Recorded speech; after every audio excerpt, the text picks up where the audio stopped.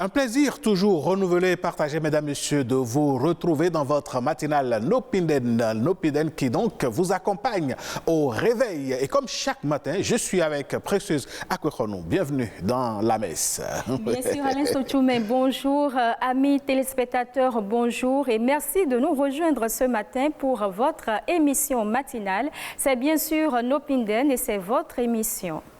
Avant de retrouver le débat matinal qui portera aujourd'hui sur le phénomène de la disparition des enfants, que ce soit de l'école ou du marché, mesdames, messieurs, de plus en plus, il n'y a pas de jour où l'on est informé, l'on ne soit informé du moins de la disparition d'un enfant. Qu'est-ce qui pose problème et quelles solutions nous pouvons donc vous proposer? Nos invités vont nous en parler. Mais avant, on aura les merveilles du Bénin. C'est d'ailleurs l'ouverture de cette émission. Et puis, on va continuer la nouvelle saison rétro où nous faisons donc un clin d'œil à ces artistes qui par le passé ont quand même apporté un peu de leur savoir-faire à la culture béninoise. Et puis, on aura donc l'idée business. Nous vous donnons une idée business et ce matin, nous allons vous en donner. Dans l'instant éco, on parlera de la production et de la commercialisation de la moutarde locale. Avant de retrouver Précieuse dans la moutarde locale, nous aurons le prénom local, pour ne pas dire le prénom africain, qui sera également au rendez-vous. Mesdames, Messieurs, voici donc présenté l'ossature de ce numéro de Nopiden que nous démarrons justement par les merveilles du Bénin.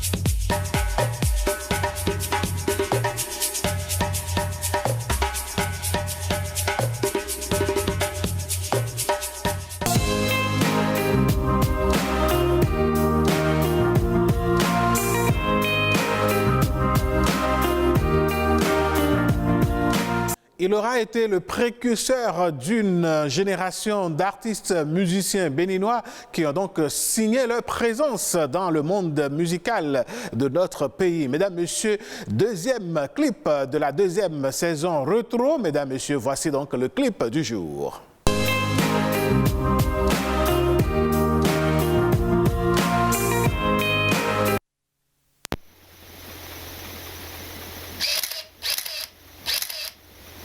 Betole, siangua, porque pele, e donc betole, non yai, porque non pele, nunca tuta, lo atole, non yai, porque non pele, j'ai mon bateau et n'agnon, si qu'a foué de mon no, j'ai mon et dans mon no, allouté, premier ton monde, non, y'en font, des lopes, comme.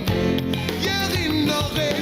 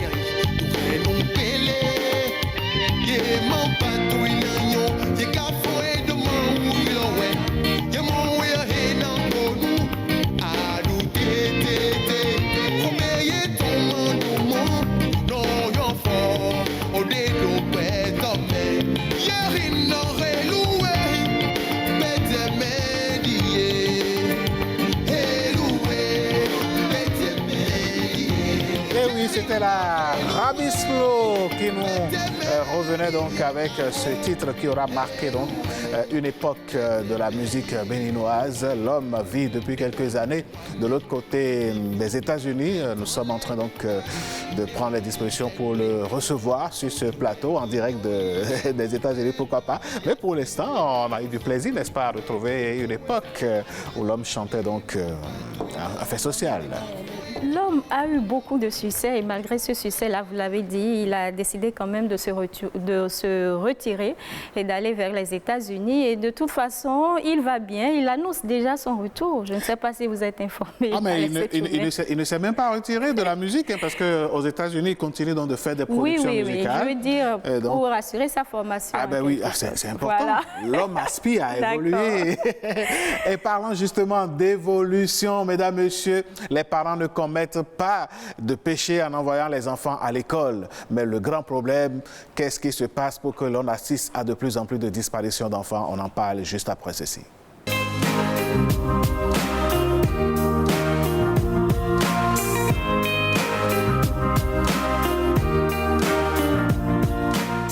Chaque matin, certains parents accompagnent leurs enfants à l'école et vont les rechercher à la sortie des classes. D'autres, vu l'âge des enfants et leur maturité, estiment qu'ils peuvent faire ces allers et retours seuls. Sauf que parfois, à l'arrivée, on constate des disparitions d'enfants.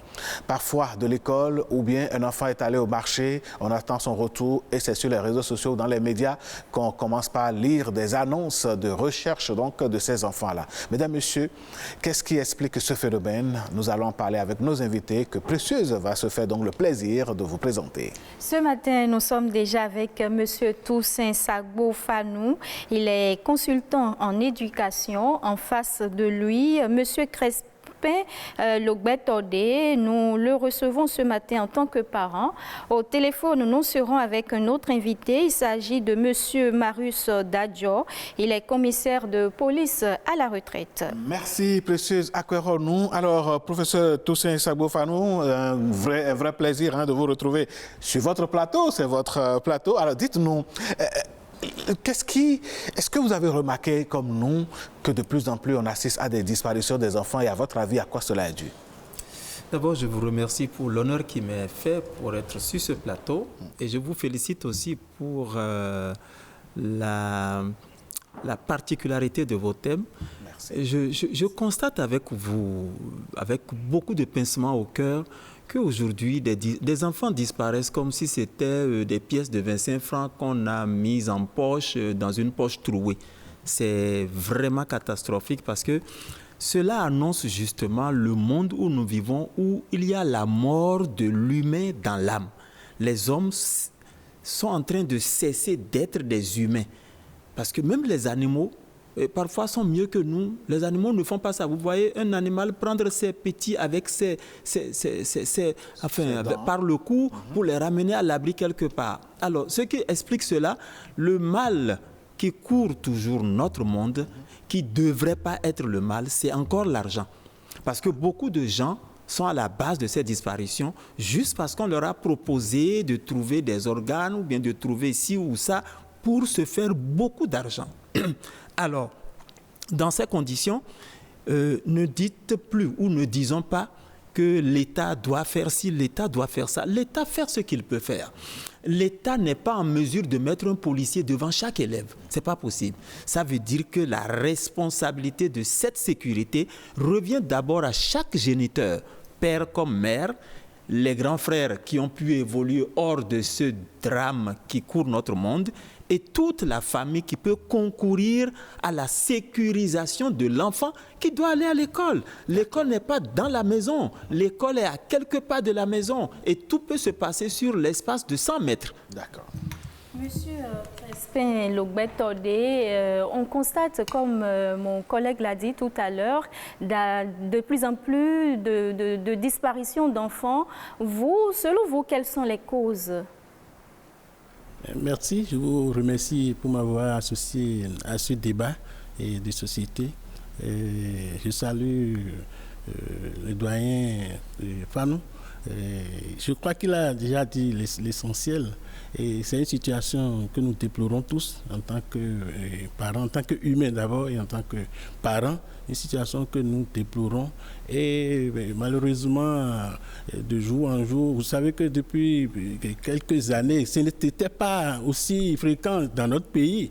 On entendait dans d'autres pays que ça s'est passé, mais actuellement on est en train de constater que ça se développe aussi chez nous et c'est vraiment déplorable et c'est surtout peut-être la recherche du gain facile, il faut le dire, la recherche du gain facile, c'est ça qui amène certains qui sont avec nous dans la société naturellement et qui les amène à développer ces vices-là et qui causent des storms malheureusement à des familles.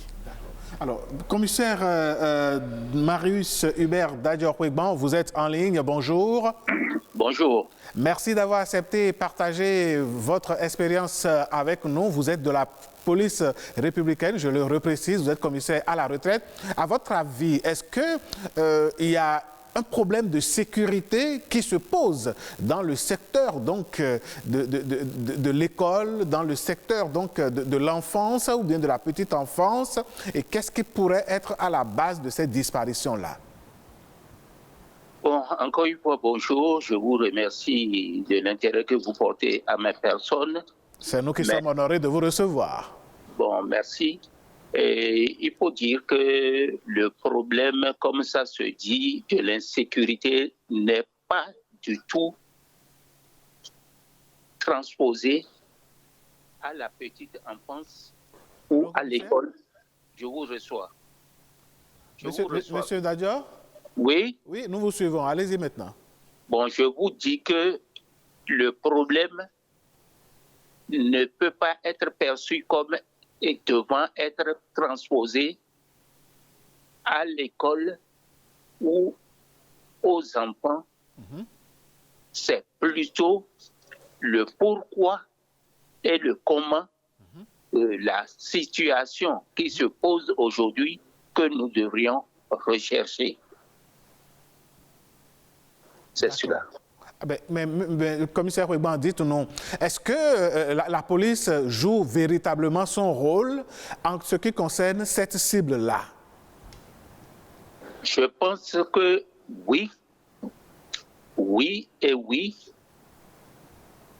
C'est la police qui est en amont de tout ce qui se passe là et qui fait justement que vous en parlez aujourd'hui. En effet, oui.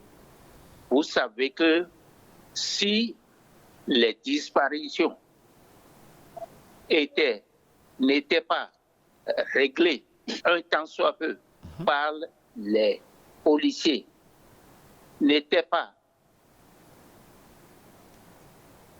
appréhendées, appréciées par les policiers, ça passerait par perte et profit. Je pense que les policiers font le job autant qu'ils peuvent et devaient être aidés par les parents et les enseignants pour qu'on n'assiste plus à ces choses-là. D'accord. Merci, commissaire. Continuez pas à garder la ligne. On va revenir vers vous tout à l'heure. Monsieur Lobetodé, quel devrait être le rôle des parents? Sur quel outil les parents devraient pouvoir agir pour garantir un tant soit peu la sécurité des enfants? Oui, c'est vrai qu'aujourd'hui, les parents, vous savez qu'ils n'ont pas assez de temps. Il y a des parents, et ils sont tous agents, ils travaillent quelque part, ils sont obligés de courir de gauche à droite. On part le matin, on revient le soir. Donc, il est important de prendre des dispositions pour couvrir les arrières quand on n'est pas là. Et ça doit commencer déjà par la maison, par l'éducation que nous devons donner à nos enfants. Ce n'est pas seulement à l'école, ce n'est pas seulement au marché, mais dans la rue également. Ça commence par l'éducation. Et la fréquentation que l'enfant doit avoir, même s'il est à l'école, les amis qu'il doit avoir, la conduite à tenir. avoir déjà son emploi du temps dès la rentrée pour savoir que aujourd'hui mon enfant doit sortir à telle heure. Et dès que l'arrivée à la maison commence à prendre du retard, il faut rapidement rattraper pour demander, avoir les contacts des établissements, des enseignants, les surveillants et autres, être en contact permanent et que l'enfant puisse savoir qu'il est suivi, pour ne pas développer des amitiés qui vont lui créer des problèmes après. Donc ça commence d'abord, c'est les parents qui sont responsables de cette organisation en ce qui concerne la sécurité de leurs enfants. D'accord. Monsieur Toussaint Sabo-Fanou, lorsqu'on parle de disparition d'enfants, on constate que ce sont les enfants qui sont en bas âge qui sont les plus concernés. On voit des images sur les réseaux sociaux de petits enfants qu'on laisse partir à l'école, qu'on commande. Pour vous, à partir de quel âge déjà on peut laisser l'enfant évoluer seul jusqu'à l'école? D'abord, vous faites bien de mettre l'accent sur cet aspect. Parce que c'est très rare qu'on apprenne qu'on est venu chercher un enfant chez lui à la maison, au vieux issu de ses parents. Je ne connais pas ce cas-là encore. Mais plus de 90% des cas concernent des enfants qui partent du point A, qu'est la maison, vers un point B ou C, soit l'école, soit le marché, soit une emplette en ville, enfin quelque part. Donc c'est au sortir de la maison que le guet-apens est mis en œuvre. Donc, en principe, selon moi, quand l'enfant les parents sont suffisamment responsables, l'enfant qui est à la maternelle, l'enfant qui est au primaire, même s'il est au CM2, il n'est pas suffisamment grand. Ça, c'est clair. Encore plus aujourd'hui qu'hier. Hier, quand... Merci, exactement. Hier, déjà, quand vous êtes au CI ou bien au CP et qu'il y a certaines conditions qui sont réunies par rapport à votre bras pour savoir que vous êtes assez âgé pour aller à l'école, quand vous y partez, on est à l'aise parce que vous êtes assez mûr. Mais aujourd'hui, il y a des enfants qui sont au CM2 et qui sont encore presque au biberon. C'est une façon de parler. Oui. Ils sont tout petits. Donc, de la maternelle, à partir du moment où l'enfant peut marcher, il peut dire « Au revoir papa ». Il faut le surveiller jusqu'au CM2. Je vais même étendre la chose jusqu'en 6e. Seulement qu'en 6e, il y a beaucoup plus de risques pour le voleur ou bien pour le criminel d'aller sur ce terrain-là que d'aller sur le terrain du primaire. Donc, il n'y a pas un âge auquel on peut dire « mon enfant peut partir, il est assez grand ». Autrefois, on le disait. Aujourd'hui, ce n'est plus possible. Donc, les parents ont la responsabilité de faire en sorte que même s'ils sont totalement occupés, parce que c'est vrai, on ne va pas dire à un père de famille de rester à la maison pour surveiller son enfant et de laisser son job. Mais il y a des tontons, il y a des cousins, il y a des neveux, il y a des domestiques, il y a des parents, des beaux-frères. Il faut associer ce monde-là à la surveillance de votre enfant, peut-être à l'école. Encore que jusqu'à l'école, il y a des gens qui se permettent le luxe d'aller au nom des parents. Justement, j'allais vous poser la question. Voilà. Est-ce qu'il n'y a pas comme une négligence, un laisser-aller au niveau des écoles? Parce qu'on sait que parfois, il y a peut-être dans la réglementation de concevoir une carte d'identité aux enfants que les parents présentent avant de retirer cet enfant-là de l'école. Aujourd'hui, c'est comme si on n'en fait plus. Est-ce qu'il n'y a pas une négligence au niveau des écoles, justement? Je vous remercie franchement d'être allé sur ce terrain. Et parfois, pour 1000 francs de carte ou 2000 francs, on dit oh, trop, c'est trop. Mais 1000 francs ou 2000 francs, si cela permet à ma sœur de venir à l'école, même si elle est la mère de l'enfant qui est à la maternelle, sans cette carte-là, elle risque de ne pas prendre son enfant. C'est ça la rigueur qu'il faut imposer aussi bien à l'école qu'aux parents, pour que tout le monde soit à l'aise. Parce que parfois on dit, je suis venu pour chercher la petite là. La petite voit l'intéressé et dit, tonton, parce qu'ils sont dans le quartier, mais rien n'engage ce monsieur vis-à-vis des parents. Il peut sortir avec la petite, parce que vous avez pensé que, bon, si l'enfant dit tonton, c'est parce que l'enfant connaît ce monsieur. Le monsieur sort avec l'enfant, c'est un voisin, il sort, il va en faire autre chose. C'est pour cela que la vigilance des parents doit être décuplée. Et cette affaire de carte dont vous parlez, c'est bizarre, vous avez parlé comme si vous étiez à une réunion que je présidais hier. On a exigé de tous les parents qui viendront chercher leurs enfants d'avoir cette carte sur eux, sinon votre enfant sera là, même s'il dit papa, vous risquez de ne pas partir avec votre enfant. C'est ce début de sécurité qui permettra déjà qu'en venant à l'école, on soit sûr que c'est les vrais parents qui viennent chercher leurs enfants et pas autre chose. Donc, tout le monde est coupables, responsables pour enrayer un peu ce mal-là. Monsieur Hubert Marus Dadjo, vous êtes là? Oui, bien sûr. Alors, vous êtes commissaire de police à la retraite et j'aimerais bien une question de curiosité. Quels sont les moyens que ces malfaiteurs-là, ces personnes-là utilisent souvent pour récupérer les enfants? Puisque vous étiez dans les coulisses, est-ce que vous pouvez partager cela avec nous?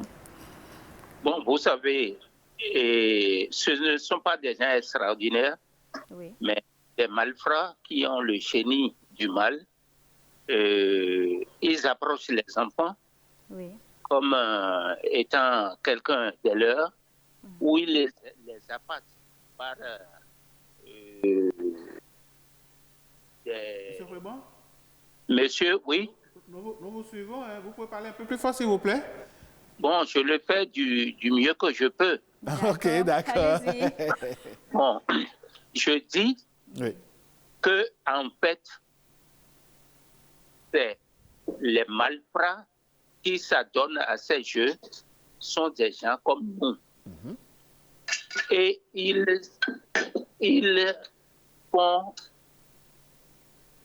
appâtent les enfants par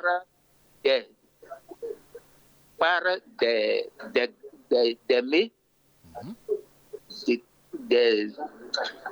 amuse-gueules qui leur proposent, où ils se font passer pour des parents en les appelant par leur nom, et comme ça, ils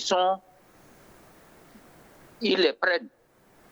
Ils partent avec eux pour aller en faire ce qu'ils veulent. La plupart du temps, c'est comme ça que cela se décline. Quand ça arrive comme ça, M. Ruban, Oui. quelles dispositions la police prend pour pouvoir rechercher ces criminels-là pour leur mettre la main dessus? Bon, il faudrait que les parents des victimes fassent très tôt la déclaration et donnent le plus d'indications que possible à la police pour savoir lancer ces jalons histoire d'atteindre les malfrats. C'est comme ça que cela se fait. D'accord. Merci de continuer par garder la ligne. On revient sur ce plateau, mais avant donc de retrouver nos invités ici, mesdames, messieurs, on va écouter à présent le son de cloche, justement, de quelques compatriotes rencontrés dans les encablures de Cotonou qui se prononcent sur le sujet. La disparition des enfants dans nos villes, cela interpelle divers acteurs à divers niveaux. D'abord, les éducateurs que nous sommes,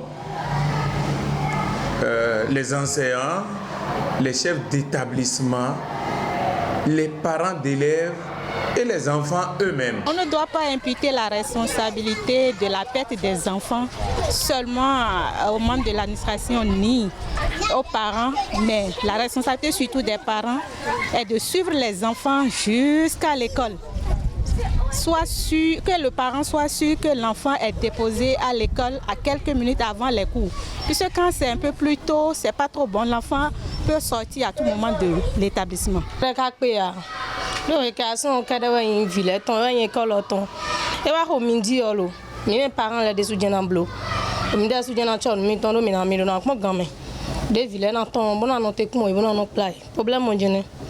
Solution de pour des missi bloqués, ne missi donc bamiton école que ni un vilain solution de pour. Nous sommes d'abord à la maison. Nous devions d'abord nous rassurer que nos enfants n'ont pas affaire au portail de façon bénévole. Secondo, si nous devions faire partie nos enfants de la maison pour un lieu, nous devions responsabiliser quelqu'un vers qui nous sommes allés et confier cet enfant si on devait faire un déplacement d'un lieu peut-être à un autre. Quel est l'âge de l'enfant? Si c'est un enfant, comme nous disions, si c'est un petit, mais par exemple un enfant du primaire, ce n'est pas bien de le laisser seul dans la rue. Il doit être surveillé sur le trajet. Et donc le parent doit prendre toutes les dispositions par rapport à cela. C'est quand l'enfant erre dans la rue que d'autres personnes mal intentionnées s'occupent autrement de ces enfants. Et c'est là où nous parlons de disparition d'enfants. Et oui, voilà donc l'avis de quelques concitoyens. Merci à Rebecca Kouadenou d'avoir réalisé donc cette Vox Pop. Monsieur Lobetodé, qu'est-ce que la réaction des compatriotes vous inspire? Je crois qu'ils ont dit la vérité. Hein. Et il faut dire que l'enfant ne doit jamais être grand pour les parents. L'enfant n'est jamais grand pour les parents. Tant que il est avec vous et que vous devez le suivre. Même aujourd'hui, nous qui sommes ici, nos papas et nos mamans, on est toujours chers pour eux. Donc, et ils ne voudront jamais notre mal. Quand ils ne nous voient pas sur une certaine durée, il faut appeler, il faut dire, voilà. Donc, c'est important, surtout avec l'âge de nos enfants aujourd'hui qui sont à bas âge, qui sont en 6e, 5e, voire même jusqu'en 3e, même à l'université. Même à l'université, oui. Et nous avons des enfants de 15 ans à l'université. C'est ça. Donc, il faut les coacher. Il faut toujours les suivre. Et il faut souligner également que le mal n'est jamais loin. Le mal n'est jamais loin. Ça rôde autour de nous. Et ceux qui sont autour de vous, ce sont ceux qui planifient ces choses-là. Et c'est pourquoi il est important d'insister sur l'éducation. Sur l'éducation. Vous devez à tout moment savoir la position de votre enfant. S'il dit qu'il est à l'école et que vous constatez qu'il n'est pas à l'école et qu'il est ailleurs autre que l'école, là où il devrait être, ça, vous êtes interpellé. D'accord. Et un enfant qui reçoit une bonne éducation ne doit pas faire de ces petits jeux, puisque c'est un risque pour lui-même. C'est un risque pour lui. D'accord. Monsieur Toussaint Sagbo-Fanou, vous avez écouté comme nous donc les citoyens qui se sont prononcés sur la question. Cela vous inspire quoi? D'abord, je suis heureux de constater que tout ce l'échantillon qui a parlé au nom du peuple est bien averti de l'ampleur du mal.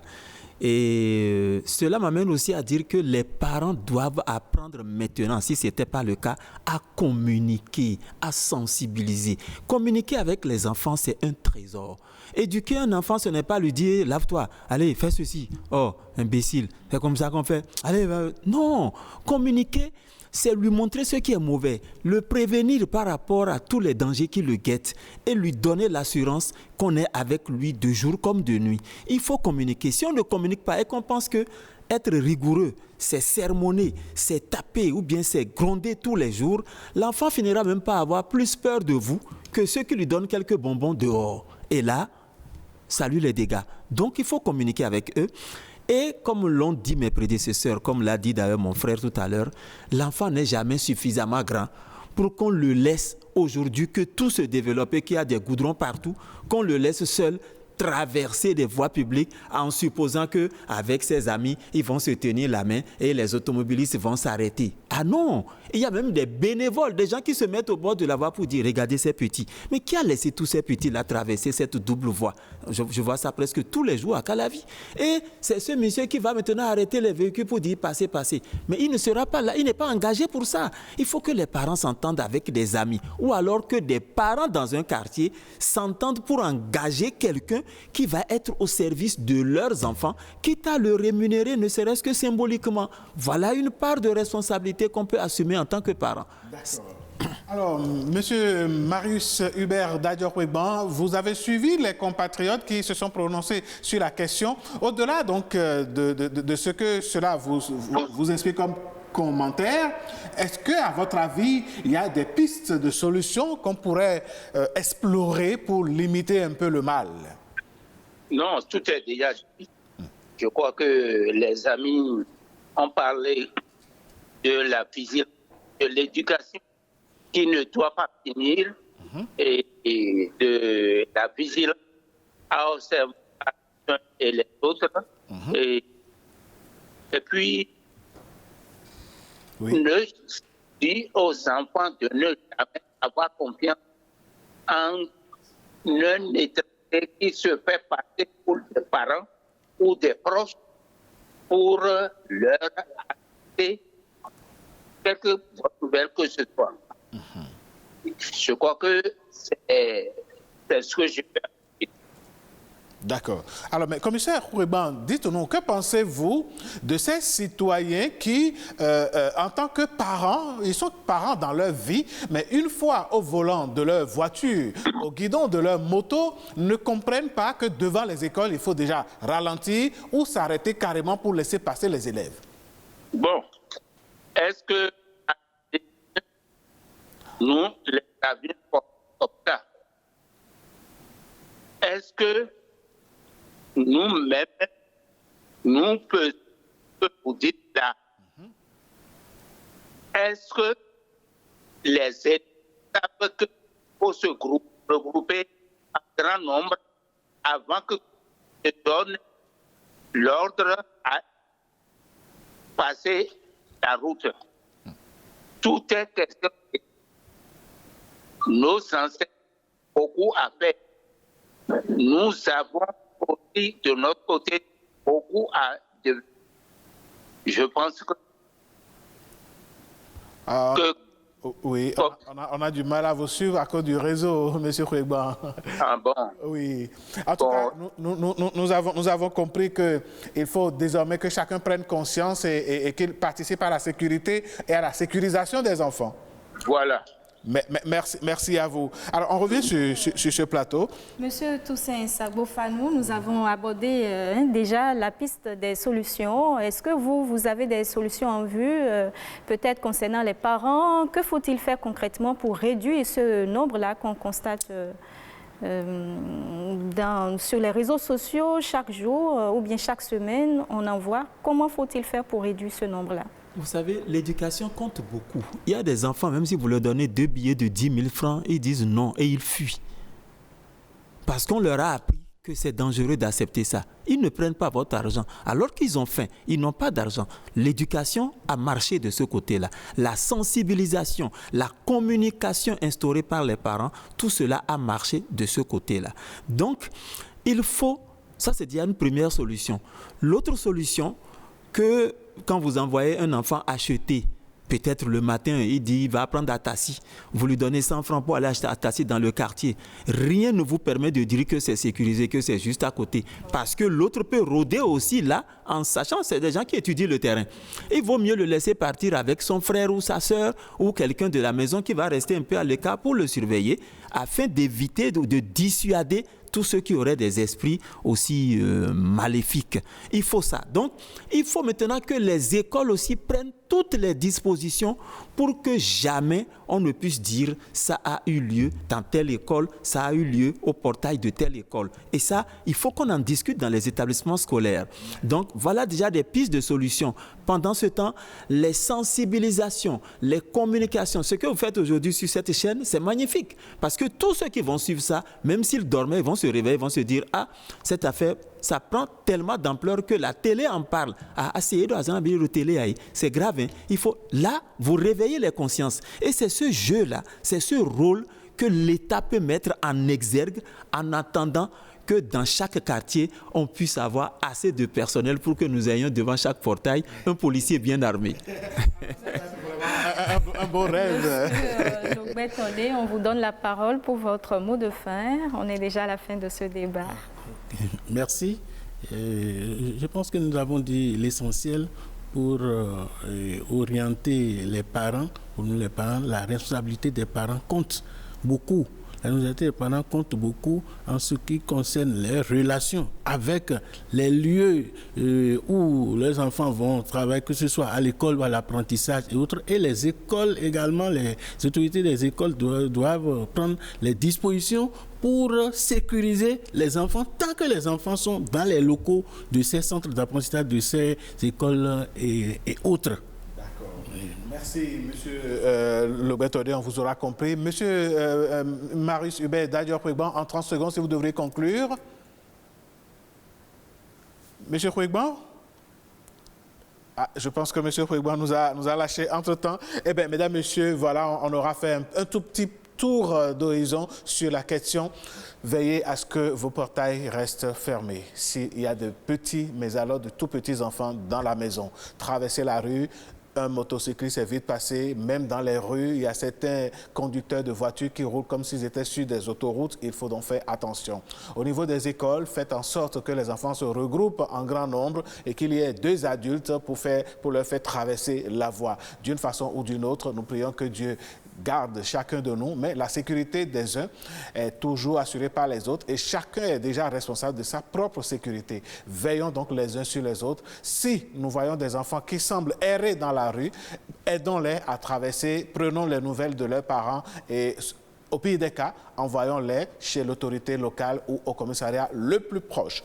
Ce qui est proche et qui est déjà là que nous allons faire, c'est marquer la pause et vous retrouver juste après. L'ORTB se rapproche encore plus de vous. La nouvelle application mobile de l'ORTB avec plus de dynamique, plus de design, plus de couleurs, plus de facilité. Vos chaînes de radio, votre télévision nationale et BB24 en direct, c'est sur Play Store. ORTB Mobile, toujours plus proche de vous. Le prénom africain, nous vous l'avons promis, et bien voilà, on va donc le découvrir. Voici la page culture de votre émission.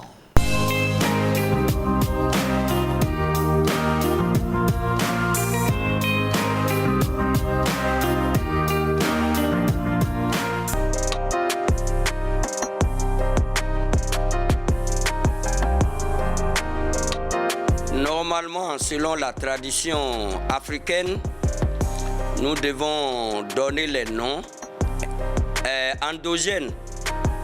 C'est un devoir normalement de donner les noms endogènes dans des circonstances du mariage, dans les circonstances du parcours des parents de l'enfant. À mon avis, c'est ces paramètres-là qu'il faut regarder afin de donner un bon nom significatif.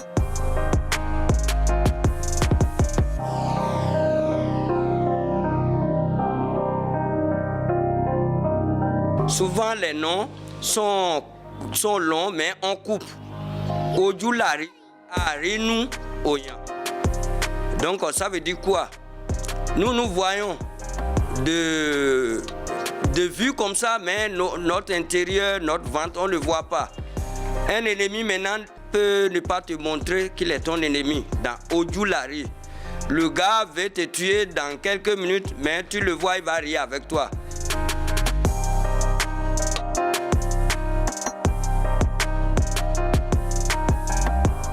Il n'y a pas d'interdit, par exemple, pour les noms endogènes.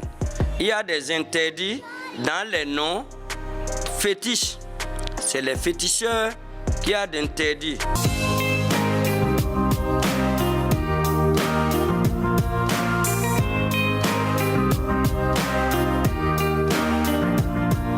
Ojulari, c'était donc le prénom africain du jour. C'était avec nos parents, les Idacha, et vous l'avez compris. Et oui, l'homme, l'être humain pourrait être en train de vous sourire tout dehors, pendant que dans sa tête, dans son esprit, il prévoit vous faire du mal. Oui, ça fait partie du monde. Ben, qu'est-ce que vous voulez? Il faut donc faire avec. Et je dirais que chez nos parents, les fonds, ce prénom africain pourrait correspondre donc au prénom africain Adoukonou, par exemple.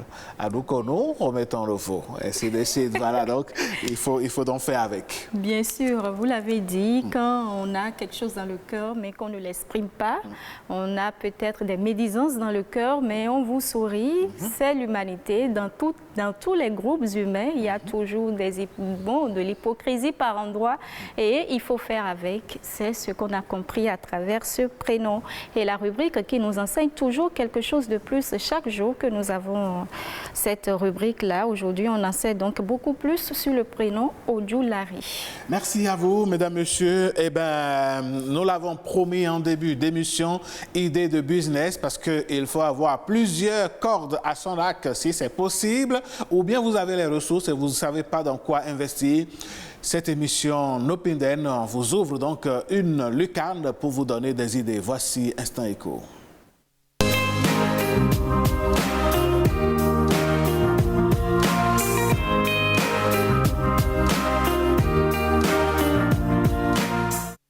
éco du jour, on parlera donc de la commercialisation, de la production de la moutarde locale. Précieux Akwehonou. Oui, la moutarde locale communément appelée Afiti.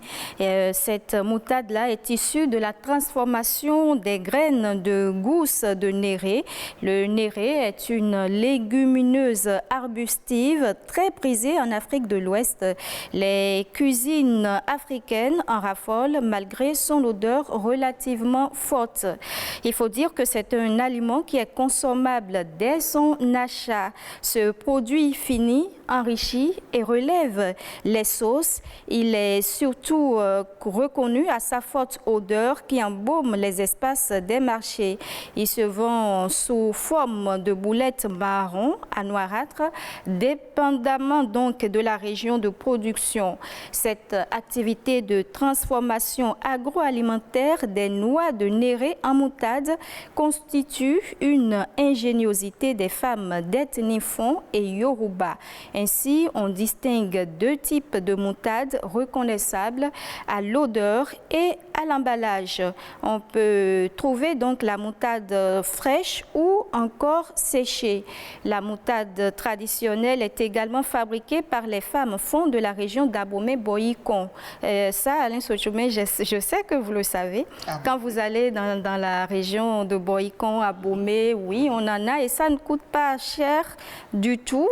Et les hommes aussi aiment quand vous leur faites la cuisine avec cet aliment-là, Afiti, surtout quand il s'agit des légumes.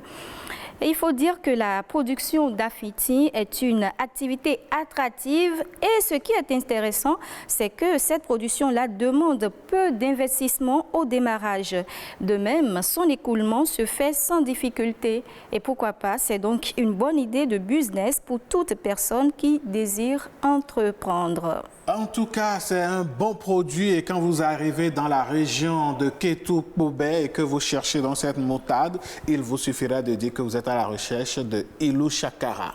Voilà, c'est le nom que ça prend dans ces régions-là. D'accord. Et donc, vous avez votre boulette de Afiti, vous écrasez de la tomate, vous avez du poisson, de petits poissons frits, et puis vous faites le mélange avec des tranches d'oignons. Vous venez de faire un moyo. Comment je vous dis, hein, vous cuisinez aussi. Ah, en tout cas, mais j'ai perdu, j'aime bien le faire. Ah, d'accord. Quand vous faites ça, vous savez que l'Afiti prend donc une place importante dans ce repas-là.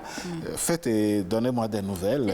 Je ne sais pas si vous le savez, cet aliment-là, on l'écrase aussi pour l'utiliser quand vous n'avez pas envie de remarquer les graines dans la sauce. Voilà. Vous pouvez l'écraser aussi pour relever l'odeur de votre sauce. Vous avez l'arôme et vous avez le goût également. Voilà, surtout l'arôme. Qu'est-ce que c'est délicieux. Voilà. En tout cas, au-delà donc du repas, si vous avez envie donc de vous investir dans ce business, eh bien, vous savez désormais comment le faire. Eh bien, voyez, un joli plat comme ça avec des légumes, les crabes.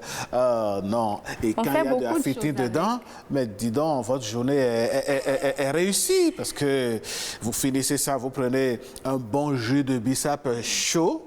Voilà.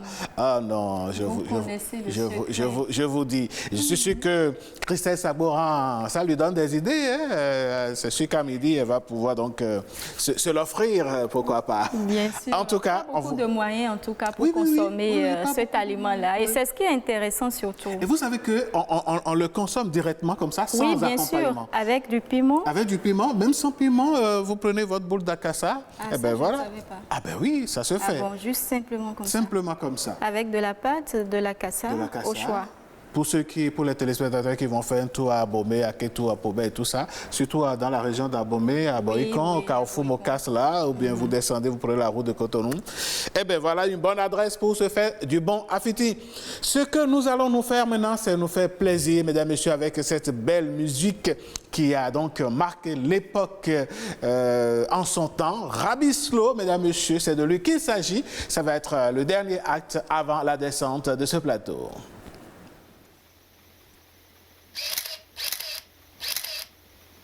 Betole, Fiangoa, Botekia Pele, et donc Betole, Nosiaï, pour que nous pele, nous cantuta, loi tombe, Nosiaï, pour que nous pele.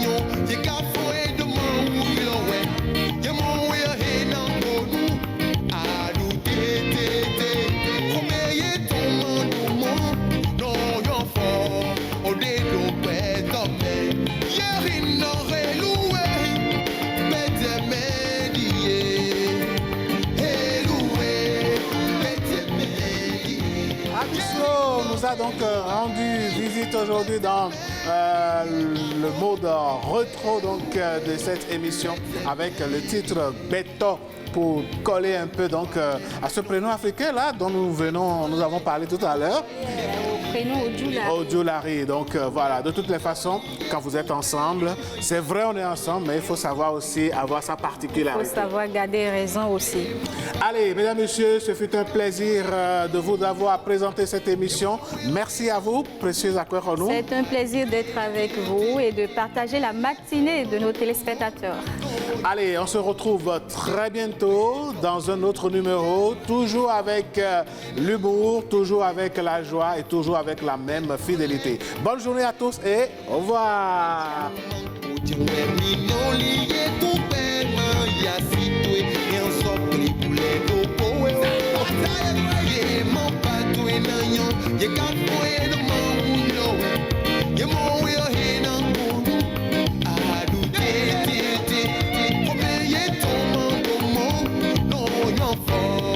They don't wake up.